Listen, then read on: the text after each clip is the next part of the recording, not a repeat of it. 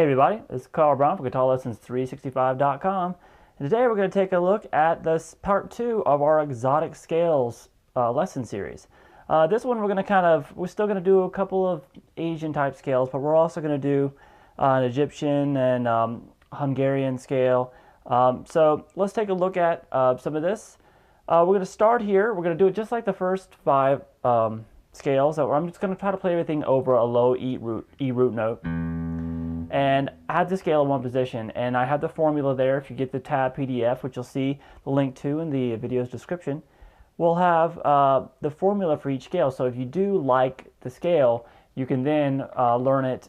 Knowing the formula, you should be able to take it and learn it in different positions on the neck. So, but all these are the root positions, so they're starting from the root note. So let's take a look at the Oriental. This one kind of works over a dominant chord or a power chord or just a plain old root note over the same name, like I'm doing. So I'll be playing E Oriental here. So here's what the scale sounds like.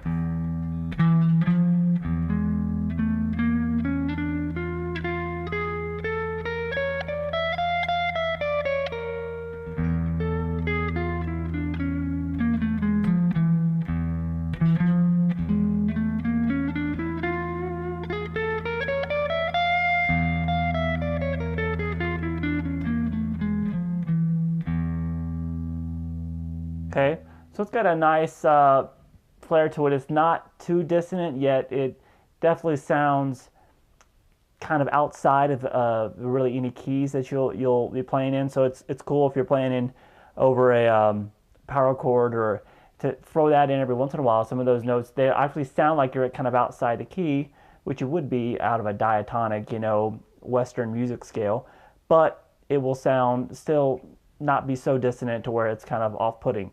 Now we have the Pilog scale, Pilog or whatever, however they say it. I'm not a linguist, as you can tell, so I have no idea how to say some of these words. But we have, this works well over a minor chord, and this, once again, has a flat second note, which gives it kind of that dissonant sound.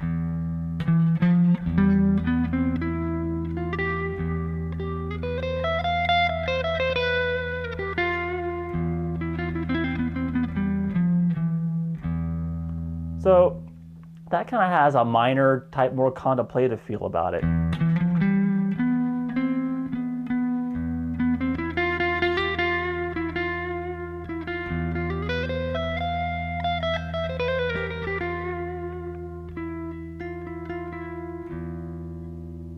All right, now we get to the Egyptian scale. So no surprises on where this one's from. Let's play through it real quick.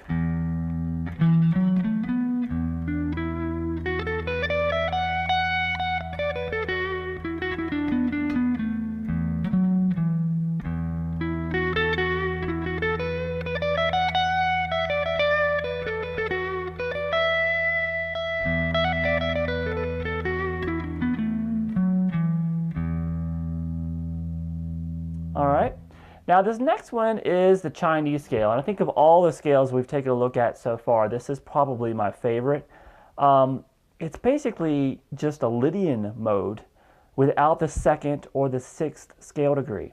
So it's almost like 2 notes per string, pentatonic, but it has all the essential Lydian notes. It's got the major 3rd, it's got the raised 4th, it has the major 7th in it.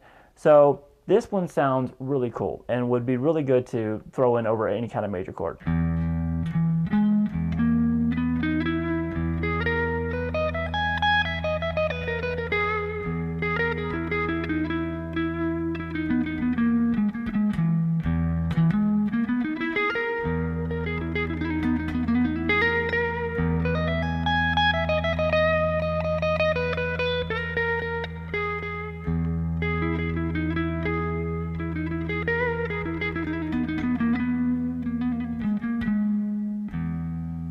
Okay, so really cool, nice Lydian sound to it. If you know the sound of Lydian, obviously that dominates the sound of that Chinese scale. And since it's a 5-note scale, you can lay it out like a pentatonic, 5 pentatonic shapes across the neck, but make them a 1, 3, sharp 4, 5, and 7, and you have yourself a really cool Lydian type sounding scale. All right, but you can tell your friends it's Chinese just to impress them. So the last one we have here for today is Hungarian Gypsy. Now there's two Hungarian Gypsy scales. There's one that's minor and there's one that's major. So we're taking a look at the one that works over minor chords in this one, or minor seventh chords or whatever. And this was a pretty popular scale here with a lot of rock, metal, and jazz players. So this was this scale is this for exotic scales. It's used quite a bit. All right, let's take a listen to it.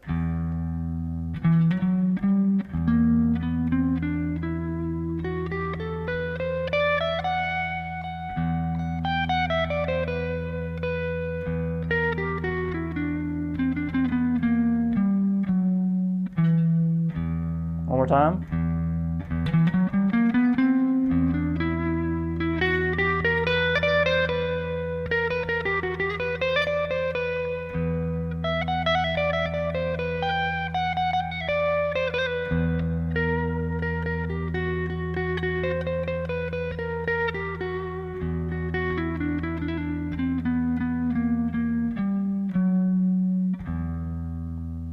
So what I'm trying to do when I'm playing through these things is kind of, you see when I do little slight improvisations on these scales, I'm trying to accent the notes that give the scale its sound. Like Hungarian Gypsy, you can see that there is a raised fourth, a fifth, and a minor sixth in there, flat six. That creates that chromatic line in it. So you have